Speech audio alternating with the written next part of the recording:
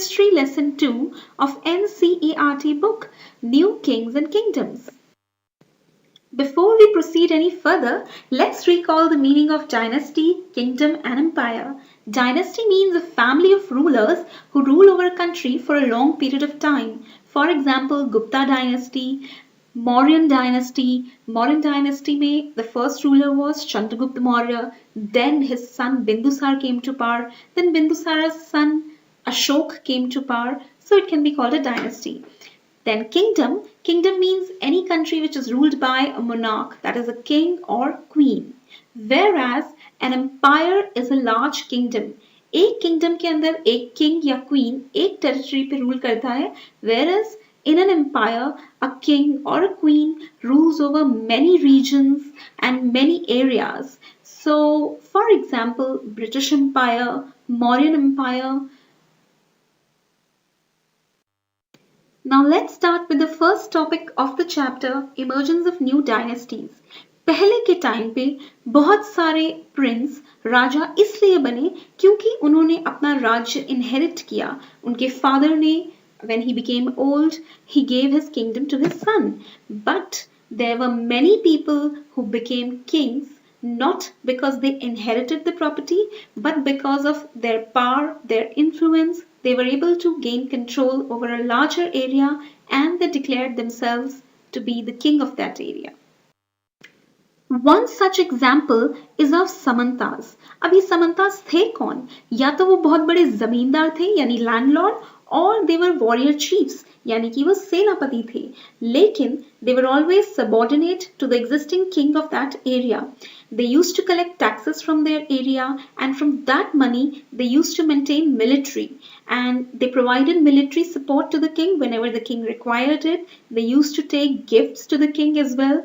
But many of the Samantas over time gained lot of power and wealth and as a result they declared themselves independent of the king of that area and gave themselves very high sounding titles like Mahasamant or Mahamandaleshwara. So over time a Samanta became a king. But this did not happen with all the Samantas. Another example of emergence of new kings and dynasties is of Rashtrakuta, Kadamba and Gurjara Pratihara dynasty. Let's start with Rashtrakutas. Students, you have read about Chalukya dynasty in your class 6 history book. Chalukyas were ruling over Karnataka and Danti Durg जो था वो Chalukyas के under एक सामंत था. So over time Danti Durg became very powerful and he fought a battle with his Chalukya overlord and in that battle Danti Durg won and he became the founder of Rashtrakuta dynasty. But he was not a Kshatriya by birth, so he performed a ritual. That ritual was called Hiranyagarbha and whosoever performed that ritual, ये माना जाता था कि he will become a Kshatriya even if by birth he is not a Kshatriya. Then another example is of Kadam and Gurjara Pratihara dynasty. Both the dynasties were actually ruled by people who were not Kshatriyas by birth. Maurya Sharman and Harichandran, they both were Brahmins and they both belonged to very rich Brahmin families. Gradually, in order to establish their power, उन्होंने हथियार उठा लिए, उन्होंने लड़ाइयाँ की, military maintain की, and they established their kingdoms. So Maurya Sharman became the first ruler of Kadam dynasty and Harichandra became the first ruler of Gurjara Pratihara dynasty. Okay, so this is the image of the map given in book. This map is showing various dynasties and areas ruled by them. So we just talked about Gurjara Pratiharas. They ruled over areas of Rajasthan. Rashtrakutas, they ruled over Western Deccan and this portion of Western Deccan was ruled earlier by Chalukyas. And that purple oval, it is pointing to portions of Karnataka and it was ruled by Kadam dynasty. And then there were Palas who ruled over Bengal and there were many other dynasties like Kaling dynasty, Utkal dynasty, Chehras, Cholas, Pandyas, etc. एक राजा की life जीना जितना आसान है उससे कहीं ज्यादा मुश्किल है अपने राज्य को, अपने किंगडम को चलाना. So in this topic we are going to study how kings administered their kingdoms. In order to show that they are very powerful, kings gave themselves high-sounding titles. For example, Maharaja Adhiraj, which means overlord of the kings, यानी कि राजाओं का भी राजा. Then another title is त्रिभुवन चक्रवर्तिन. इसका मतलब तीनों लोकों का राजा, धरती आकाश पाताल तीनों लोकों का राजा. लेकिन इतने हाई साउंडिंग टाइटल्स दे तो दिए, मगर kings were not powerful all alone. They needed the help of their samans. They needed the help of association of peasants, Brahmins, traders, etc. And in order to run their kingdom, kings collected taxes. They collected taxes from peasants. Peasants were those people who worked under a landlord, or cattle keepers, यानी कि जो गाय भैंस पालते हैं, produce से अपना गुजारा करते हैं, and then artisans who used to work with hand. So they all gave taxes to the king. But why did the kings collect taxes? They collected it to finance their establishments. यानी कि अपने राजमहल को चलाना. They had to give salaries to their soldiers, expenditures on food, expenditures on jewelry, clothing, furniture, etc. And then they used these taxes to construct massive structures like forts, temples, and palaces. And they also used it to wage wars. यानी कि किसी और king से लड़ाई करने के लिए बहुत सारा पैसा चाहिए होता था, and that money came from taxes. The next topic is prashastis and land grants. But what were prashastis? Prashastis were Sanskrit poems written by Brahmins in praise of kings. यानी कि ये संस्कृत में लिखी गई वो कविताएं थी जिसमें सिर्फ राजाओं की तारीफ थी. कि जरूरी नहीं है कि whatever was written in prashasti was true. Prashastis showed the kings as great achievers, victorious, fearless, valiant. यानी कि एक राजा ने अपनी लड़ाई में कितनी ही लड़ाइयां हारी हो, कितना ही वीक वो रहा हो, but प्रशस्ति में हमेशा ये बताया गया कि the king is very fearless, he was very valiant यानी courageous, and उसने बहुत सारा कुछ अपनी लाइफ में अचीव किया. But there is one प्रशस्ति author who needs a special mention here, and that is Kalhan. Kalhan, he composed his prashasti for kings who ruled over Kashmir, but unlike other authors of prashastis, he was often critical about the rulers and their policies. यानी कि अगर एक ruler ने अच्छी policies नहीं बनाई, अच्छे काम नहीं किए, so he wrote negatively about them as well. Now the next topic is land grants. As we have studied in previous chapters, Brahmanas were a very revered one within Hinduism, and kings, in order to give respect to the Brahmins, often rewarded them by grant of land. यानी कि free में Brahmins को land दिया जाता था so that they can teach children over there, they can study over there, and these gifts of land grants were recorded on copper plates. जैसे आज हमारे पास प्रॉपर्टी के डॉक्यूमेंट्स होते हैं, at that point of time, if a land was gifted to a Brahmin, it was recorded but on a copper plate. The next topic is warfare for wealth. Children, you must have studied or heard that kings used to fight a lot of battles in their life. But why did they do this? They did it to control other areas and to gain more and more wealth, and for this they had to fight war. Now, the first example of dynasties which fought for expansion and wealth is Gurjara Pratihara, Pala, and Rashtrakuta dynasties. They all fought for control over Kannauj, and in this struggle, since three parties were involved, it was called as tripartite struggle. But why did they all want to control Kannauj? Kannauj was a commercially very important place as it lied on the Ganga trade route. The next example is of Sultan Mahmud of Ghazni. Ghazni is a place in Afghanistan. Sultan Mahmud of Ghazni ruled over parts of Central Asia, Iran, northwestern parts of Indian subcontinent. But do you know, children, his aim was not to set up an empire in India or to rule over people of India. Rather, his main aim was to plunder wealth of India. And for plundering wealth, he targeted wealthy temples. For example, Somnath Temple in Gujarat. He looted the wealth from there and then went back to his place called Ghazni. He even wanted somebody to write an account of Indian subcontinent. So for that, he hired a scholar named Al-Biruni. And the book that Al-Biruni wrote was Kitab al-Hind. The next example of a dynasty which fought for expansion is Chauhans, also known as Chahmanas. They ruled over Delhi and Ajmer. उन्होंने कोशिश की waste and east India में भी expand करने की but वो नहीं कर पाए because they were opposed by Chalukyas of Gujarat and Gahadwalas of western UP. The best known and the most famous Chahmana ruler was Prithviraj Chauhan III. Prithviraj Chauhan, he defeated an Afghan ruler named Sultan Muhammad Ghori in 1191, but after defeating Muhammad Ghori, he just allowed him to go. Next year, in 1192, Muhammad Ghori again attacked him, and this time Prithviraj Chauhan lost the battle and died, and he was killed in the battle. But there's one more very famous story about Prithviraj Chauhan's death. According to this story, Prithviraj Chauhan did not die in the battle. Rather, Muhammad Ghori, after defeating him, took him to Ghor. Ghor is a place in present-day Afghanistan. वहां पे ले जाने के बाद उन्होंने पृथ्वीराज चौहान को अंधा कर दिया.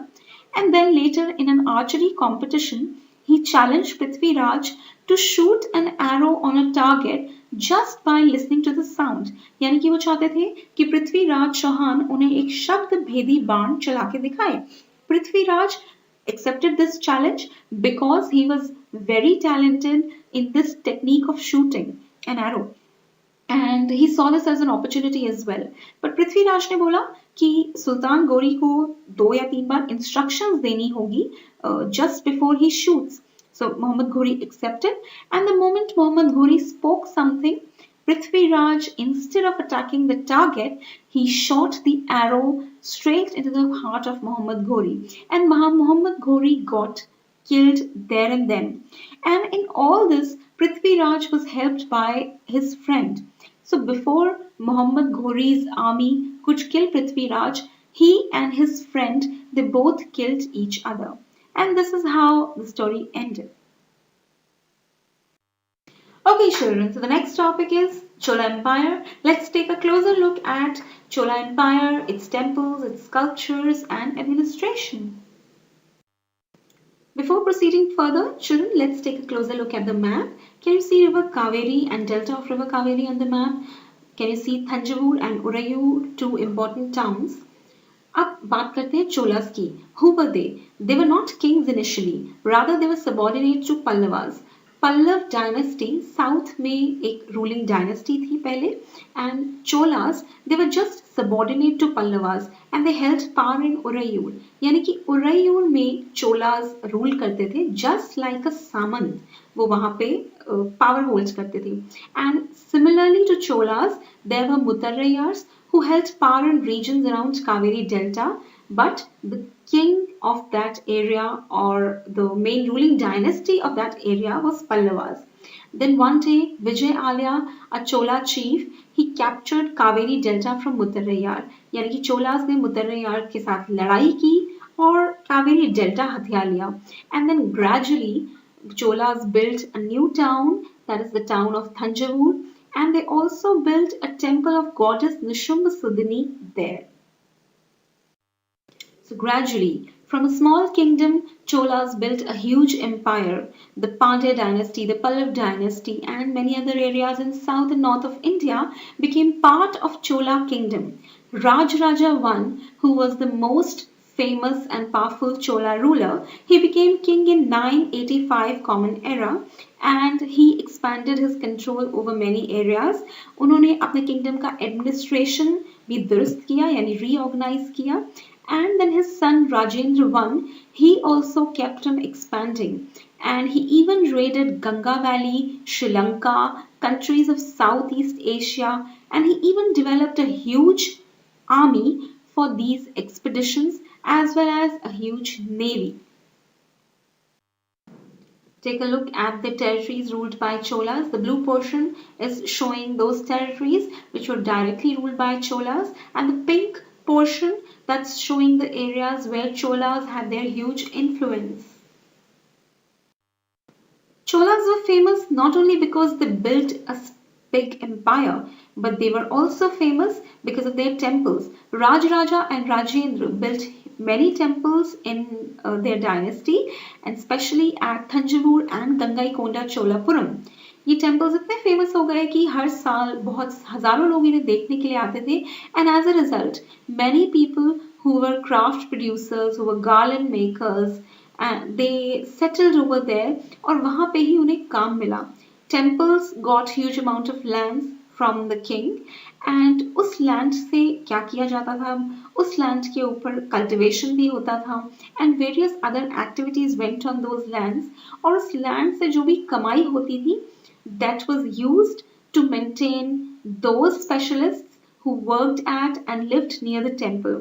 यानी कि पुजारी, माला बनाने वाले, cooks, सफाई कर्मचारी, म्यूजिशियंस एटसेट्रा, उनको सैलरी देना, उनको उनके खर्चे पूरे करना, all this was done from the money that was earned because of the lands that were gifted by the king. Take a look at these beautiful pictures of Chola temples. The first image is of Brihadiswara temple at Thanjavur and the second one is of Gangaikonda Cholapuram temple. And do you know, children, around these temples there lived many bronze sculptors who made beautiful bronze images, and bronze sculptures made during Chola time period were amongst the finest in the world. Next topic is agriculture. How did the Chola rulers improve agriculture? Children, खेती करने के लिए दो चीजें बहुत जरूरी हैं and they are land and water. Chola rulers cleared forest areas to bring more land under cultivation, as more land under cultivation means more production of crops, and then crops and fields had to be watered. So for irrigation, wells were dug, canals were built and tanks were constructed to collect rainwater. You can see the images of well and canal. Canal, what is canal? Canal is a channel of water that is connected to a reservoir, and reservoir in turn is connected to a dam, and dam is constructed on the main river. Then tanks were built to collect rainwater. That means a rainwater harvesting technique was used during the Chola time period. And embankments were also constructed to prevent flooding. Now, what is embankment? You can see the image. Embankment is a wall that is constructed to prevent the river from flooding. कई बार channels में या canals में पानी बहुत ज़्यादा हो जाता है, स्पेसिफिकली बारिशों के टाइम पे.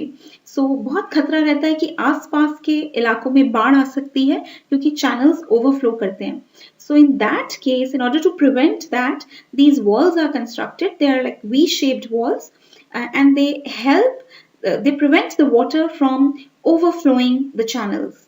And then Kaveri River was also used to provide water for irrigation. Kaveri River has many channels and those channels used to flood the nearby areas during rainy season, and that made the soil fertile as well. So here is another map. Can you see Gangaikonda Cholapuram, Thanjavur and Urayur? They are all situated on the banks of river Kaveri. So river Kaveri was an important source of irrigation for all three towns. These are the pictures of sluice gate.